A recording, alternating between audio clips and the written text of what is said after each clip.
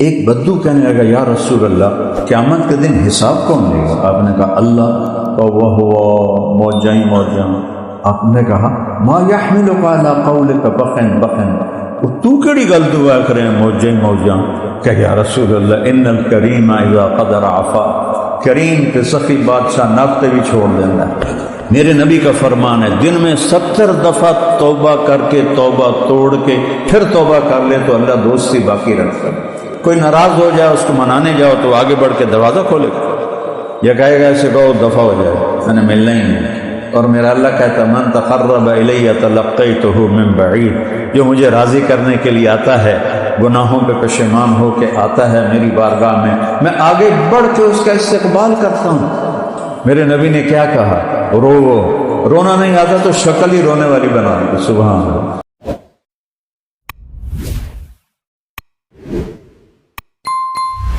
بسم اللہ الرحمن الرحیم۔ ایک بدو کہنے لگا یا رسول اللہ قیامت کے دن حساب کون لے گا؟ آپ نے کہا اللہ، تو وہ ہوا موجائیں موجاں بخن بخن، کہ جو میں ترجمہ کرتا ہوں موجائیں موجاں یا رسول اللہ۔ آپ نے کہا ما یحملک علی قولک بخن بخن، تو کیڑی گل دعا کریں موجائیں موجاں؟ کہ یا رسول اللہ ان الکریم اذا قدر عفا، کریم کے سخی بادشاہ ناپتے بھی چھوڑ دینا ہے۔ کریم ذات ہے، ناپتے بھی چھوڑ دے کی بتا۔ تو معاملہ اللہ سے بہت آسان ہے۔ پچھلے پہ توبہ کے 2 بول اور آئندہ فرائض کو پورا کریں، حرام سے بچیں۔ پھر اس میں کوئی گڑبڑ ہو جائے پھر معافی مانگ لیں، پھر معاف کر لیں۔ میرے نبی کا فرمان ہے دن میں 70 دفعہ توبہ کر کے توبہ توڑ کے پھر توبہ کر لے تو اللہ دوستی باقی رکھتا ہے۔ ہم تو اولاد کو دھکے دے کے نکال دیں۔ تم نے توبہ کو تم نے مذاق بنایا اپنے باپ کو، اور میرا نبی کہہ رہا اللہ کی بارگاہ میں 70 کا مطلب ہوتا ہے بے شمار۔ یہ 70 نہیں ہوتا، 70 کا مطلب عربی میں ہوتا ہے بے شمار۔ اللہ جب جاؤ گے اللہ کہے گا جاؤ معاف، جتنے دفعہ جاؤ گے اللہ کہے گا جاؤ معاف۔ کوئی ناراض ہو جائے اس کو منانے جاؤ تو آگے بڑھ کے دروازہ کھولے گا یا کہے گا ایسے کہو دفعہ ہو جائے میں نے ملنا ہی نہیں۔ اور میرا اللہ کہتا من تقرب الی تلقیتہ من بعید، جو مجھے راضی کرنے کے لیے آتا ہے، گناہوں پہ پشیمان ہو کے آتا ہے میری بارگاہ میں آگے بڑھ کے اس کا استقبال کرتا ہوں۔ جو ہے ہی بے نیاز، انتم الفقراء واللہ الغنی، وہ کہتا میں آگے بڑھ کے استقبال کرتا ہوں۔ اللہ اکبر۔ تو فرائض پورے کر کے 4 کام کرنا، صدق و حدیث، ہمیشہ سچ بولنا، جھوٹ نہ بولنا، حفظ و امانت، کسی کو دھوکہ نہ دو، دیانتداری سے کام کرو۔ ہمارے ہر شعبے میں خیانت گھس گئی ہے، بڑھنے گئی، گھس گئی۔ 2 نمبری خیانت، 2 نمبری خیانت۔ سچ بولو نمبر 1، دیانتداری نمبر 2، تیسرا اخلاق اچھے کرو، کسی کو تکلیف نہ دو، چوتھا رزق حلال کماؤ، جنت سیدھی ہے۔ اس میں ہو جائے کوئی گڑبڑ تو توبہ کرو تو پھر معاف کرو۔ وہ نہیں سنا جس نے 99 قتل کیے، 99۔ سب سے بھاری سزا 2 آدمیوں کی ہے اہل ایمان میں، ایک قتل ناحق کرنے والا، ایک سود کھانے والا، دینے والا نہیں، کھانے والا، سود کھانے والا سب سے خوفناک سزا ہے۔ قتل ناحق سب سے خوفناک سزا ہے۔ اس 99 مار چھڑا، پھر اسے خیال ہے توبہ کرا۔ وہ کسی صوفی صاحب کو توڑ گئے، صوفی صاحب میں 99 بندے مار بیٹھا، میری توبہ ہے۔ اس کا توبہ توبہ تیری توبہ کیوں ہو سکتی؟ اس کا 99 بھیڑا جا لگتا 100 تک کران چک وہ بھی لا چھڑا، 100 پورے کر دے۔ پھر اس کو خیال ہے میں توبہ کروں، تو مفتی احمد علی صاحب جیسے مفتی کے پاس گیا کہ حضور میں 100 بندے مار چکا ہوں، میری توبہ ہے۔ تو توبہ کون روک سکتا ہے؟ بیوقوف، ہر وقت توبہ قبول ہے، لیکن توبہ کی ایک شرط ہے کہ پکی ہو۔ تو یہ جو تیری بستی ہے نا، یہ ساری ہے مجرموں کی، تو یہاں رہے گا تو پکا نہیں رہے گا۔ وہ اگلی بستی نیک لوگوں کی ہے، ادھر چلا جا، تیری توبہ پکی ہوگی، تیرا گناہ بھی معاف ہو جائے گا۔ اس نے کہا میں نے اللہ معاف کر دے، میں اپنا گھر چھوڑ دینا۔ اس نے اپنا چھوٹا موٹا بوریا بستر اٹھایا اور اس گاؤں کی طرف چل گیا۔ ابھی تھوڑا ہی دور گیا تھا تو اچانک موت کا جھٹکا لگا. اس نے دیکھا کہ کم نیڑے, تو اس نے اسے چھلانگ لگائی, تو اس کے ہاتھ آگے ایسے تھے اور پاؤں پیچھے. اس حال میں اس کی موت آئی. اللہ نے ہمیں سنانے دکھانے کے لیے اللہ نے کیا کہانی چلائی. اللہ نے دونوں فرشتے بھیج دیے, دوزخ کا بھی جنت کا بھی. تو دوزخ والے کہنے لگے ساڈا قیدی ہے, مجرم ہے, علی اتنے پہنچے ہی نہیں نیکاں دے کول. تو جنت والے کہنے لگے یہ گھر چھوڑ چکا ہے اور ادھر جا رہا ہے, اس کی نیت ہے, لہذا اس کی نیت پہ فیصلہ ہے, یہ جنتی ہے. اب دونوں فرشتوں میں تکرار ہو رہی ہے. تو اللہ نے تیسرا فرشتہ بھیجا, جاؤ فیصلہ کرو. انہوں نے پوچھا جی کیا فیصلہ کرو؟ کون سے کہو زمین ناپو, اگر گھر کے قریب ہے تو دوزخ والے لے جائیں, اگر اس نیکوں کی بستی کے قریب ہے تو جنت والے لے جائیں. جب ناپنے لگے تو گھر کے قریب تھا, اس بستی سے دور تھا. اللہ نے گھر کی طرف کی زمین سے کا پھیل گیا اور ادھر کی زمین سے کا سکڑ گیا. ہر شے تو اللہ دی تے اللہ دے قبضے. جب انہوں نے ناپا تو گھر سے دور ہو گیا, اس گاؤں کے قریب ہو گیا. اللہ نے کہا جنت میں ڈال, ہم دیکھ لیں گے. یہ جو کہتے ہیں نا اللہ حقوق العباد معاف نہیں کرے گا, حقوق اللہ چاہے جس کے معاف کر دے. اللہ کو قدرت ہے, یہ تمہیں حقوق العباد کی حدیث سنائے گی, چاہے حقوق العباد معاف کر دے چاہے حقوق اللہ معاف کر دے. اللہ کو پابند نہیں کر سکتے, نہ ہی کرنے کی جرت کرنی چاہیے. رحمتی وسعت کل شیء, جس کو چاہے معاف کر.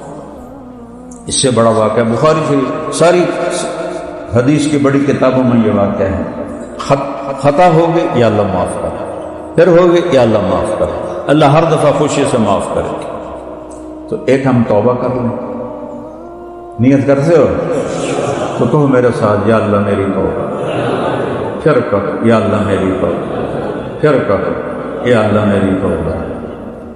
لو اگر دل سے کہا ہے سب معاف, باقی تفصیل مفتیوں سے پوچھ لیں. تو جس نے توبہ پکی کر لی ہے مبارک ہو, سب معاف ہو صاف. پھر کوئی دھبا لگ جائے پھر کہنا یا اللہ معاف کر. میرے نبی نے کیا کہا, رونا نہیں آتا تو شکل ہی رونے والی بنا دی. سبحان اللہ. کئیوں کا دل ایسا ہوتا ہے کہ ان کو رونا آتا نہیں, تو میرے نبی نے کہا رونے والی شکل بنا. جیسے ان فقیروں سے سیکھو دعا کیسے مانگنا. یہ نہیں کھڑے ہوتے مانگنے والے, کیسے چہرہ بناتے ہیں, کیسے تعریفیں کرتے ہیں, کیسے ہاتھ پھیلاتے ہیں. خواہ مخواہ دل کرتا ہے کچھ دیر میں, حالانکہ پتہ ہے یہ کاروباری ہیں, شام کو 4-5 ہزار کما کے لے جائیں, پھر بھی اس کا چہرہ ایکشن. تو اللہ کہتا اللہ کو ایسے دکھا دو, تو اللہ کہ چل جا دفع کرو, معاف کرو. اور بھائیو نماز قضا ہو جائے تو سونے سے پہلے اس کی قضا پڑھ کے سو. سر پہ زیادہ چڑھ جائیں تو پھر مفتیوں سے پوچھو کہ کیا کرنا ہے. آج کوئی قضا ہوئی تو شام کو پڑھ لو, دوپہر کو پڑھ لو, رات کو پڑھ لو, اگلے دن پڑھ لو. روزے چھوٹ گئے ہیں کسی وجہ سے, بعد میں آہستہ آہستہ رکھنا. اور بیمار ایسا ہے کہ رکھ ہی نہیں سکتا, پھر اس کو معاف ہو جاتا ہے. حج میں بیمار ہے, حج معاف ہو جاتا ہے, نماز معاف نہیں ہوتی. اگر معاف ہوتی تو حسین کو کربلا میں ہوتی, ان کا سر تو کٹے گا, نماز نہیں چھوٹے. اور دنیا سے جاتے ہوئے میرے نبی نے کہا الصلاۃ الصلاۃ الصلاۃ. تو سارے بھائی اس کی نیت کرو, نماز نہیں چھوڑنا, اور نماز کو مسجد میں باجماعت پڑھنا ہے, علماء سے رابطہ رکھنا ہے, اپنی زندگی کے مسائل ان سے پوچھ کے چلو تاکہ صحیح راستہ ملے. صحیح وہ میں ایک وہ اپنا ہی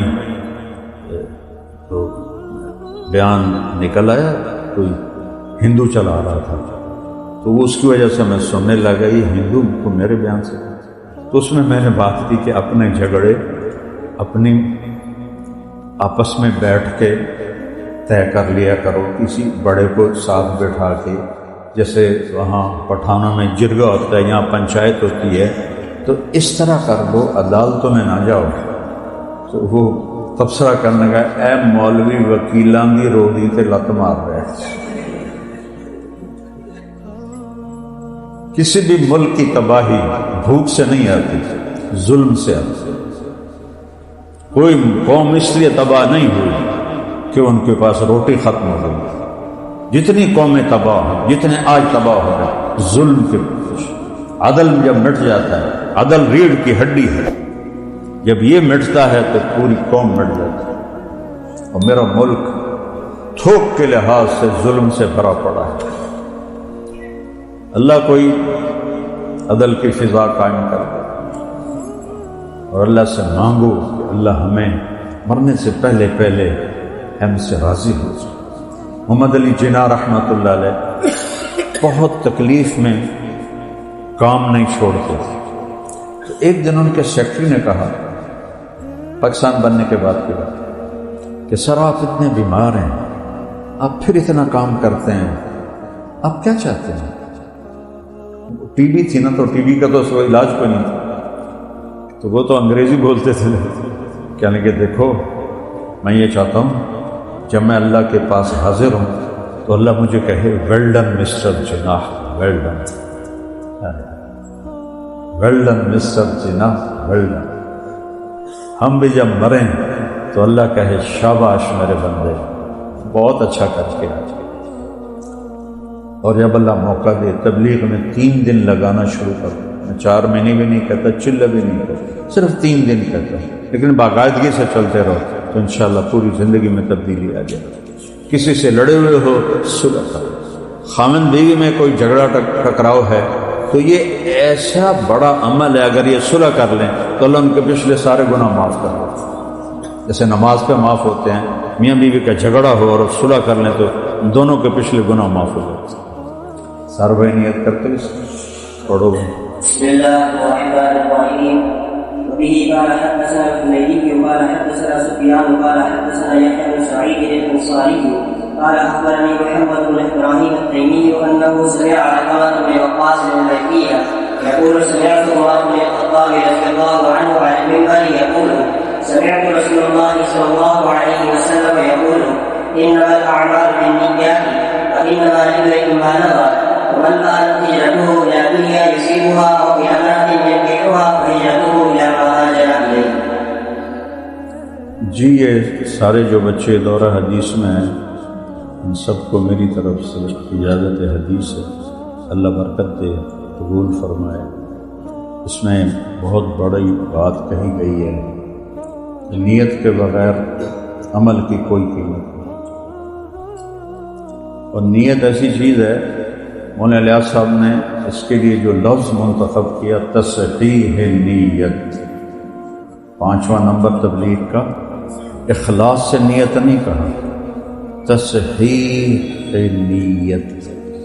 تصحیح ہے باب تفعیل جس میں تکرار ہوتا ہے، کہ تصحیح کے لفظ میں اشارہ ہے کہ نیت بار بار خراب ہوگی اور اسے بار بار ٹھیک کرنا ہے۔ تصحیح نیت، کیا باریک بین ہستی سے ہو۔ ہم عام طور پہ اخلاص سے نیت کہتے ہیں، اخلاص تو دعویٰ ہو جاتا ہے، تصحیح میں دعویٰ نہیں ہے، تو میں اپنی نیت کو ٹھیک کرنے میں لگا ہوا ہوں۔ اور سب سے باریک عمل ہے یہ نیت کسے، چونکہ کسی کو نہیں پتہ سوائے اللہ کی۔ یہ کبھی نہیں کہنا چاہیے کہ یہ اس کی تو نیت خراب ہے، اور کبھی دعویٰ نہیں کرنا چاہیے کہ میری نیت ٹھیک ہے۔ یہ موت پہ ہی راز کھلے گا کہ میں اللہ کے لیے کر رہا تھا کہ میں واہ واہ کے لیے کر رہا تھا۔ تو کسی کو دیکھ کر کہنا کہ یہ تو پیسے کے لیے کر رہا ہے، شہرت کے لیے کر، جیسے مجھے بہت سارے مولوی فتوے لگاتے ہیں یہ تو شہرت کے لیے کر رہا ہے، اپنے حافظے کا روب جتلاتا ہے، نسب نامے پڑھتا ہے، ایسی قسم کی مجھے تعریفیں، ایسی تعریفیں بھی میری ہوتی رہتی ہیں۔ یہ امن میں چپ کر کے ایک طرف بیٹھے ہوئے تو، لیکن یہ ہو ہی نہیں سکتا کہ رطب و یابس اکٹھا نہ ہو، اچھے کہنے والے برا کہنے والے نہ ہوں۔ نبیوں کو نہیں چھوڑا لوگوں نے، ہمارے نبی کو کیا کہا؟ ساحر مجنون، اِنَّا لَتَارِكُ آلِهَتَنَا لِشَاعِرٍ مجنون، ایک شاعر، ایک مجنون، ساحر کذاب، جادوگر اور جھوٹا۔ تو کسی پر شک نہیں کرنا چاہیے اور اپنے اوپر کبھی دعویٰ نہیں کرنا چاہیے۔ یہ اتنا باریک عمل ہے کہ جو صرف موت پہ جا کے یہ راز کھلے گا کہ کہ اللہ تیرے لیے، اس لیے میں تنہائی میں بہت روتا ہوں کہ آپ سب کے لیے میں قسم اٹھا سکتا ہوں کہ آپ اللہ کے لیے آئے بیٹھے، لیکن یہاں بیٹھنے والا قسم نہیں کھا سکتا کہ وہ اللہ کے لیے بات کر، پتہ نہیں اپنی واہ واہ کے لیے کر رہا ہے، مولی آدم کو خوش کرنے کے لیے کر رہا ہے کہ میں ان کی والدہ کی تعزیت کی جائے، اس لیے اس کا کچھ دعویٰ نہیں۔ یہاں آنے کے بعد کوئی دعویٰ نہیں۔ یوسف بن حسین ایک بہت بڑے محدث گزرے اور بہت بڑے خطیب گزرے، موت کا وقت آیا تو رونے لگے، یا اللہ ایک میرے پاس دیانت ہے، ایک میرے پاس خیانت ہے۔ دیانت تو یہ ہے جو میرے اور تیرے بندوں کے درمیان ہے کہ میں نے انہیں تیرا پیغام صحیح صحیح سنایا ہے، اس میں کوئی کھوٹ نہیں، اور ایک میری خیانت ہے جو میرے اور تیرے درمیان ہے کہ میں تیرے حق میں خیانت کرتا رہا ہوں، میری دیانت کے بدلے میری خیانت کو معاف کر دے۔ اور روتے ہوئے انتقال ہو گیا۔ خواب میں اپنے ایک ساتھی کو ملے، انہوں نے پوچھا کیا ہوا؟ کہ اللہ نے مجھے کھڑا کیا اور پوچھا یوسف موت کے وقت کیا کہا تھا تم نے؟ تو انہوں نے کہا یا اللہ میں نے یہ کہا، ایک دیانت ہے کہ لوگوں کو تیرا پیغام صحیح پہنچائے، ایک خیانت ہے کہ تیرے ساتھ معاملہ ٹھیک نہیں رکھا۔ کہا یوسف تیرا یہ ایک بول مجھے اتنا پسند آیا کہ چل جنت میں چلے، نہ ان کی حدیث کا ذکر کیا، نہ ان کی تصوف کا ذکر کیا، نہ ان کے مواعظ کا، نہ تیرا یہ بول مجھے پسند آیا تو میں نے تجھے معاف کیا۔ تو یہ جڑ ہے، یہ نیت نوا سے ہے۔ نوا گٹھلی کو کہتے ہیں، گٹھلی کے بغیر درخت وجود میں نہیں آتا۔ یہ حنفیوں نے تھوڑی سی وہ نکالی شک، بھائی چلو اجر نہیں ملتا پر عمل ہو جاتا ہے، لیکن میں امام شافعی کے ساتھ عمل بھی نہیں ہوتا، اجر بھی نہیں ہوتا۔ اب میں ذمہ دار ہوں، گٹھلی کے بغیر درخت اگا سکتا، آموں کے باغ ہیں تو پھو کر کے آم کا بوٹا کٹ سکتا، گٹھلی کے بغیر تو درخت نہیں ہوتا۔ نوا کا مادہ، نیت کا مادہ نوا سے ہے، نوا گٹھلی کو کہتے ہیں۔ تو یہ لفظ بتا رہا ہے کہ نیت کے بغیر وجود نہیں ہو سکتا۔ باقی اللہ کرے حناف کی بات صحیح ہو کہ کم از کم حاضری تو ہو جائے، لہذا میں ان کے ساتھ عقلاً میں امام شافعی کے ساتھ، عقیدتاً ان کے ساتھ۔